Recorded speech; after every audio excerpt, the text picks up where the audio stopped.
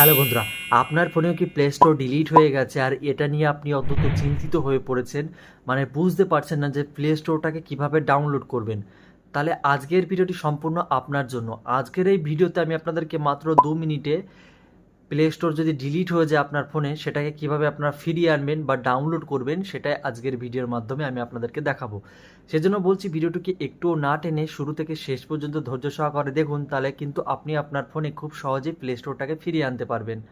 তো বন্ধুরা, ভিডিওটি শুরু করার আগে আপনাদের কাছে রিকোয়েস্ট যে যারা ভিডিওটি ফেসবুক পেজ থেকে দেখছেন তারা অবশ্যই আমার ফেসবুক পেজটিকে ফলো করবেন, আর যারা ইউটিউব থেকে দেখছেন তারা অবশ্যই আমার চ্যানেলটিকে সাবস্ক্রাইব করবেন। আর ভিডিওটিকে অবশ্যই একটা লাইক করবেন। লাইক করলে কী হবে, আমাকে অন্য একটা ভিডিও তৈরি করার কিন্তু একটা অনুপ্রেরণা কিন্তু জাগাবে। তো চলুন আর বেশি কথা না বলে আমি আমার মোবাইল স্ক্রিনে আপনাদেরকে দেখিয়ে দিই যে ফোনে প্লে স্টোর ডিলিট হয়ে গেলে সেটাকে কীভাবে আপনারা ফিরিয়ে আনবেন।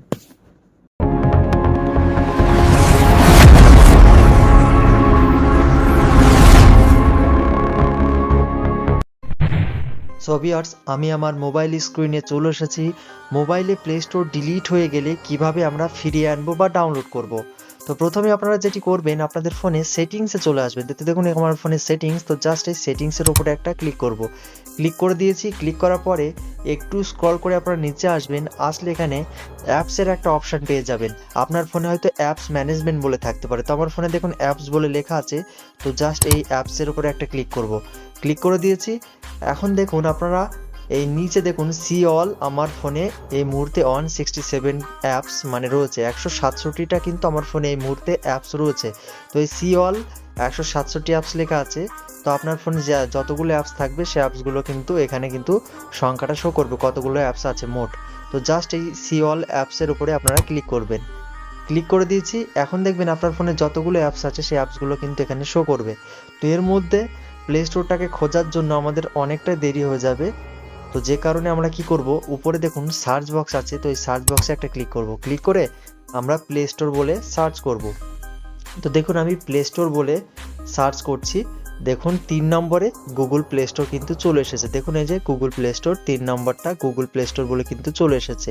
তো জাস্ট এটার উপরে একটা ক্লিক করব। ক্লিক করে দিয়েছি। এখন দেখুন এখানে দুটো অপশন শো করছে। বাঁদিকে দেখুন এনেবল লেখা আছে, উপরে তীরের মতো আইকন দেখতে পাচ্ছেন, আর ডান দিকে লেখা আছে ফরস স্টপ, মানে আমার ফোনে প্লে স্টোরটা কি হচ্ছে, ডিসেবল হয়ে গেছে। ফোনে কিন্তু প্লে স্টোর কারো কিন্তু কখনো ডিলিট হয় না, সম্ভবত ডিসেবল হয়ে যায়, যে কারণে কি হয় আমাদের ফোনে প্লে স্টোরটা শো করে না।